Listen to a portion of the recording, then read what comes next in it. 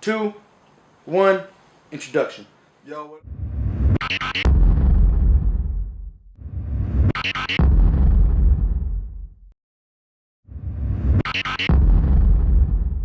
up, y'all? This your boy Big Lyrik, representing Big Lyrik Entertainment all the way live from Los Angeles, California. Check that.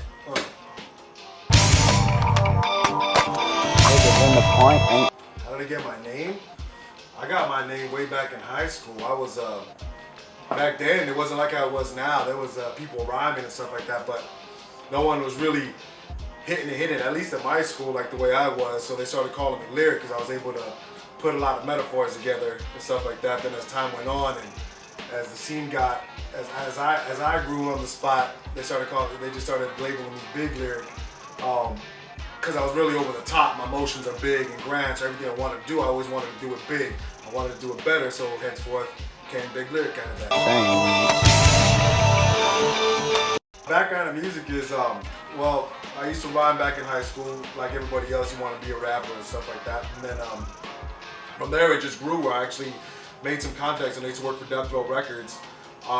Right when it started right before Pac got out, and then I was there when Pac got out for all the albums, Dog Food, both Tupac albums, all when Dre got kicked off or kicked off, depending how you look at it, all the way till when Tupac got shot, and then Suge got locked up. That was my whole reign. So from there, I transitioned over back into music as far as a performer, and being a performer, I used to open up for this one group called ETC back in the day, and I used to do one song. And they used to choose the fucked up time slots back at 1:30. So the promoter of the night would always run the shows late, so they would only get to do like 2 songs, so they were always cutting me off. So I used to show up early to try to run the shows so they go on time so I could get to do my one song. And then a promoter hit me up and was like, hey, who are you? I'm like, oh, I'm the guy running the show. And then he was like, no, you're not, I am. And I was like, oh, well, you're not doing a good job. So the owner of the promotion company saw me, hit me up, and asked me to do an interview. So I started doing shows, and then from then I started doing concerts. Then I started doing House of Blues and all that stuff. And from then I just branched out until I networked with my homegirl Claire, and we started Big Lyrik Entertainment off that, and the rest is history from that. JBZ Production. I got old. Really, I was always a fan of the music. I used to do the music a lot. I still can do the music, but I'm also very self-aware of my shelf life as far as being the age I am and trying to drop a hit now. And business always came second nature. I was always a hustler trying to make my money. So for me, it was just, I like the deal. I like sealing the deal. I like negotiating. I like finding a new club. I like breaking a new artist. I like getting a headliner for cheaper than everyone else, and I like putting together a show and seeing you dudes rap and hearing the music and being a part of the scene. For me is what I like. So the business end just enticed me like that, because you actually make more money on the business side of things than you actually do being the artist, because being an artist is 1 in a million. There's a million people doing the business to get the one. So Yes. I mean, here you go. This is gonna be. There's gonna be everyone. Every opinions are like assholes. Everyone's got one. You know what I mean? It's the same way. It depends how you look at it. Because you could have a well-rounded MC that's making hits and has records and sells it, but can't freestyle. Any rapper though can piece together a simple rhyme pattern. Freestyle, depending if you look at it in battles. But there's a lot of freestylers that are good, that are known, like that are on the circuit, even battle MCs that can't pen a hit. They can make up stuff on their mind, but they can't write a good song that anyone wants to listen to, as well as someone that writes a good song. So it just depends on what you're into. There's a lot of people that are into the freestyle scene. That's dope. And there's a lot of people that are into the written market. It's all a business, and whatever you feel like fits your want and desire as far as what you want to hear sonically, run with it. But I don't have an opinion. If you can't freestyle, shit, but you got the greatest hits ever. It sounds good in my whip. I'm bumping it. If you're a freestyler that can freestyle and you can't make a hit, I ain't playing that shit. Straight up. Next question. It's your dirt. Well, DJs nowadays are different from DJs back in my day. In my day, there was only vinyl. They didn't have no Serato. They didn't have computers back then like that. You literally had to carry crates. But again, it's whatever you're into, because you could have dudes nowadays are so fucking opinionated, especially in the underground. Everybody's gotta talk shit behind the computers and all these blogs and all that stuff about what's right. Oh, he ain't playing vinyl. He's not a real DJ. He's not this and that. Ain't none of y'all helping nobody carry records and no show. If I was a DJ getting paid whatever and I roll out by myself and I have to carry, unload my trunk, unload everything else, yeah, you know what? If you see someone playing vinyl, dope. Like, damn, this dude's playing vinyl. That's because he had 2 hours ahead of showtime to set up and do all that and load his car, pack his stuff up. But if you were to carry one bag and I can make just as much money and I'm still going to play the same exact hits as my vinyl collection, Serato, why is it bother you that someone else is making the money the way they make money? It just shows that you ain't got enough activities in your life that you just feel the justified need to always talk shit about someone else. Like, great, more power to you. I could care less. As long as the music's bumping when I'm there and you can play what I need, so be it. Woo! Favorite sporting team? Basketball, Lakers. Next. We getting money, man. First job I had, I was 16 years old. I was a box boy at Alpha Beta. I used to pack the people's bags at the end of the line. I didn't know what to do. They just started me, so I used to put like bread at the bottom and all kinds of fucking cans on top. Like I just smashed bags. Like I didn't even. It's true. I didn't even like do it right. I used to just throw whatever I could, as much as I could, thinking that was better. I was totally fucking the game up. And then I think I realized right then and there that 9 to 5 suck. That's pretty much it. Shout out to JBZ Productions. 90s hip hop in the Valley to the scene now? It's a way different market now. It ain't like what it used to be. When in the 90s, they didn't have internet and all this stuff like they do now. They didn't have social networking and Instagram and YouTube and all these ways to share your information. So it wasn't as big as it was. It was a different way of communicating amongst each other. So crews weren't as jumping. MCs weren't getting as known in their regions. You just basically had places like the original Basement that used to be off Ventura. That was the original spot where freestyle battlers used to go, you know.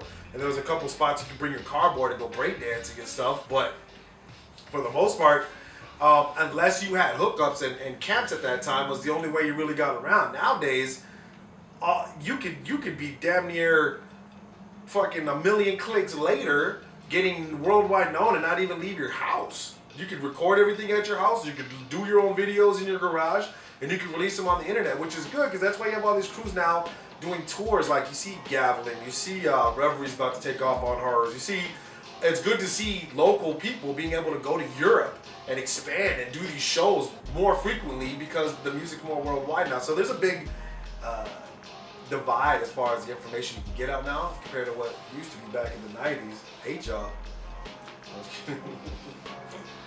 We got another one in the bag, man. Recent video I did with Joe Dirt. That was our first video off of Big Lyrik Entertainment. Our company is starting a new break-off company called 22 Stitches Media, and we were looking to do different types of filming, whether it's short movies or just biographies or whatever the case was. So we wanted to start getting our feet wet, so to speak. So we started, the easiest route for us was music videos because we know a lot of musicians. So through that, I was sitting on a lot of different artists that are out there looking. I noticed a lot of videos are really similar as far as point and shoots. You stand in front of the wall, you stand in front of the graffiti piece, you stand in front of the car, and I wanted to do something a little bit different. So I picked out Joe Dirt's video because the way it sounded with the band, and it just had a little more edge to it, had a little more. It was just a little bit more different than the average underground tempo, which is actually the same pattern everyone's doing, and rapping how original it is, even though it's the same pattern everyone's doing, but yet it's so original. So I can't figure that one out, but that alone caused me to pick out his song, and I did his video, and it was fun. We got out there, we knocked it out. A couple crews, my brother Anti helped me out on camera. Joe Dirt did his part. Everyone rolled out, and it was fun. You can check it out on YouTube, as a matter of fact. Joe Dirt, the name of the song is DOA. And that's our first video link, and now we're looking to do more videos and expand a little further. So We ain't playing around with y'all this shit, man. I think we got some of our upcoming events. We got October 25th. Oh no, actually August 23rd. I got Legends of Latin Rap with Mellow Man Ace, Lighter Shade of Brown, and Into Deep at Los Globos coming out. That's gonna be a fun one. I also got one of my personal favorite ones I like to do, October 5th at the Vex is the Cypher Effect live event going down, mini festival, which actually starts at 2 o'clock. We go to like about 12 o'clock. We got about, I think last year we had about 100 performers doing what they do, and we got headliners knocked out, but this year we're going to make it a more interactive scene. We got b-boys, live art, live ciphers, we got food, we got vendors like Greeley Clothing and everyone else that's going to come through. So it's going to be what last year was times 5, and Shoot It with steroids. That's going to be this year. So it's going to be a good time. Let's get it. Look around, these rappers ain't. Not a lot impresses me right now in the underground scene because I think it's a lot of redundancy, to tell you the truth. There's guys doing cool things and shit like that for different reasons. You got, I mean, like I said, there's a lot of artists, like I said, you could do Reverie, you could do actually I like Self-Provoke. Self-Provoke has a cool little flair to his shit, so I like Self-Provoked, and Reverie does cool because as far as females I think have a hard fucking time getting recognized, period, in the rap market. It's such a guy-dominated field, and the fact that she's underground and still pulling her fan base and still, you know, basically doing her own shows is good. And then you got other dudes that just all sound alike, no matter which way you turn it. It's the same beat pattern, and they talk, and then, like I said, I might have said this earlier, but they all talk about how original they are. But I don't see the originality in the song that talks about how original you are when everyone else talks about how original you are. Everyone's done the shit about the chick. Everyone's done the shit about what they don't got. Everyone's got the song where they're wishing about the better day and how they're gonna try to stop and make it. What are you saying that's different on the same underground rap tempo? So when you ask me who do I like different things for different people. You got crews that are doing stuff on a high note is funny. You know, I gotta give props to Organized Threat. You can call it what you want. I know there's a lot of people that are up and down on that one, but they're a crew doing something. They're making some kind of noise. They're in Europe. You're not. You know what I'm saying? And then you got crews like I Suppose and Fora. You know, and I'll put it out there. And you could put this one on tape. And this is the first thing I'm gonna say on that one. And a lot of people keep asking me what this thing is between me and I Suppose, and I tell them straight out, I've got nothing with I Suppose. I don't know, for some reason, a lot of people are trying to create this beef between. I have a personal opinion behind the scenes as far as business-wise, and that's between me and him. But as far as what he does with hip-hop and how he's moving forward, I think is great. I think I haven't seen no one else in the underground top of Ford does. They got their shit on lock, period. So I'll let that be that. So the next person that asks me or tries to convince me to talk on camera about that camp, or I Suppose for some reason, you just need to stop bringing that shit up and just let that one ride. I think, like I said, I give more props. I Suppose reminds me of me when I was young. He's a hustler. Let that boy do his thing. Bottom line. That's all I want to say about it. Even half of me, put me in a league of my own, that's how it has to be. My opinion is this. I think as much as everyone talks about the advent of technology, like internet and being able to network your music and having Pro Tools at the house and home computers and all that stuff, as much as that's you know, a godsend for some people to make music at home and be able to have the flexibility, I think it fucked up the industry personally, because now that means any motherfucker with enough money that can buy equipment can then record, and then if they can then record, they can also then release their music out in the scene. And I think that's what makes it harder for the good MCs. I don't give a shit, that's my wife. Hold up. What's up, baby? Hello? Hip-hop has become such a worldwide phenomenon that back in the day when I was young, they looked at it as a fad. It wouldn't last. It's not gonna make it. It was a youthful thing. But now, like, I think you see it raped repeatedly in commercials and so on and so forth. But I think that's just how big the phenomenon of hip-hop is, that everyone thinks they can do it. Whether they suck at it, which 99.9% of the people that do rap suck at it. And then there's this very small, teensy amount that are actually really good. But the fact that they are even attempting or trying is just, it just shows the strength of hip-hop and the power of it, how worldwide it's become. But it also is fucking it up, because there's a lot of bullshit that you gotta weed through to find out the good ones. That's why people don't want to go to shows, because even if you're a dope MC, let's say, you got 7 other performers on the bill that are whack, straight up. You know what I'm saying? That have no business fucking touching a mic, that shouldn't even wrote that song, and just because they feel like they're a rapper, they all think they're good. And I'll put everyone that's watching this to a challenge right now. How many of y'all been to a show? I want you to think for a second. How many of y'all been to a show? Okay? Now, out of all the shows you've been to, throughout however long you've been going to shows, can you remember one performer? As a matter of fact, can you remember one song from any of those performers? If you can't, that means that's how much fucked up shit there is in the business right now, because obviously whoever's on stage wasn't good enough to even strike a memory on you. They need to just get out the way. But think about it. Think how far back you can, and can you even remember one song from one group out of all the shows you've been to? You can't. That just says it all right there. Feeling sick and ain't nobody got the antidote. Pussy mitten both with shoes. Eminem, Busta Rhymes, right at the top. They gotta be in there in my top 5. Because then you got guys that'll be like Nas and Jay-Z, but which one's better technically? There's people that are Nas, there's people that are Jay-Z for different reasons, but if you talk about the amount of albums and who can keep putting stuff without writing it down, there's Nas or Jay-Z, and then it's right up there. Then I'd have to say Pac would be up in my top 5 right now. But there's a lot of new heat coming on that might knock that off. But as far as what I can go to as for sure in the bank when that drops, those are my top 5. You can suck dick if you don't like that. And throw them overboard. Son, a lot of rappers, I'm waiting for Father's Day. If we can't find you. Right now, I am sponsored. I got Greeley Clothing. It's been very beneficial as far as a sponsor that actually works with you, because there's a lot of sponsors that just give you shit and then you wear their clothes and they're kind of cool with that. But when it comes to Greeley, he actually gets involved with your shows and actually helps promote and brings head to the shows too. So he's really good at it. Am I open for sponsors? Of course, you know what I mean? Me and Greeley got our own thing, but a lot of dudes want a lot of advertisement for damn near next to nothing, and this is a business. I guarantee I'll put your product in front of who needs to see it. I'll get enough video hits, I'll get enough pictures on it, but that comes with a price tag, you know what I mean? You ain't get nothing for free in this world. But nah, I'm just kidding.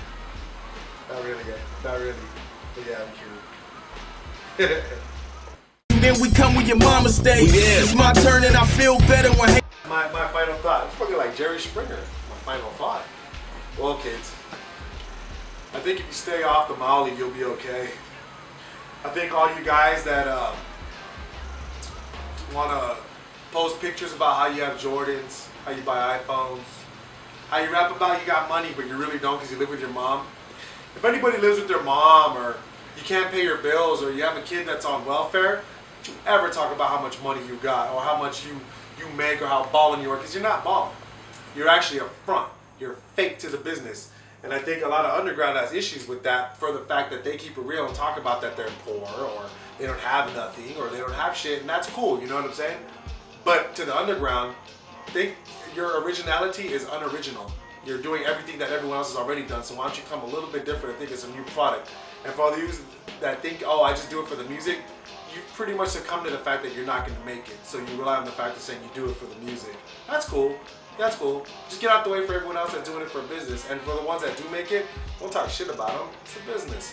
So for the most part, all you fake rappers that want to talk about everyone else, that have nothing better to do than stay behind your computer and post these little blogs or post these little things, hating what everyone else is doing, why don't you just try doing it yourself? Until I see that motion happening, I really don't see you having a foot to stand on. So if you want to talk about me, you can reach me all day long. Big Lyrik Entertainment, BigLyrik.com, BigLyrikENT.com, or you can reach me on Facebook. Lyrik, that's me. And if you want to know who's saying all that, you can just look it up online. I got plenty to say. And if you want to ask me personally what my thoughts are on some stuff, I don't give a shit. I'm gonna haters talk, that's when I bring my A game with no complaining, I get it done. My life is like a movie. First of all, I'd like to give a shout out to JDS Films, Aside for Effect, major partners, Greeley Clothing, big doing it all the time. Raquel Bell Bonds, whenever you need to get out of jail, you hit up my homegirl Claire, Charlie J from Big Lyrik Entertainment, holding me down for who knows how many years now. Without them, I couldn't even do everything that I do right now.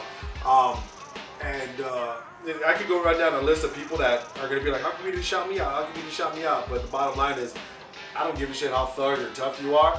I personally wouldn't be where I'm at if it wasn't for my wife. So I'd give a shout out to my wife for holding me down so I can do what I do. Because without her, then none of this would be possible. That's it. Be no sitcom, enjoy the run. Love what I'm doing, just painting pictures and having fun. They say my words like a murder weapon.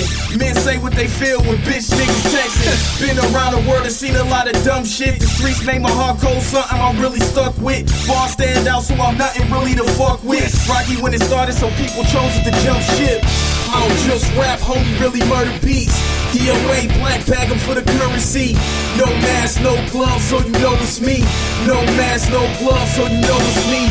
I don't just rap, homie, really murder beats. DOA, black bag 'em for the currency. No mask, no gloves, so you know it's me.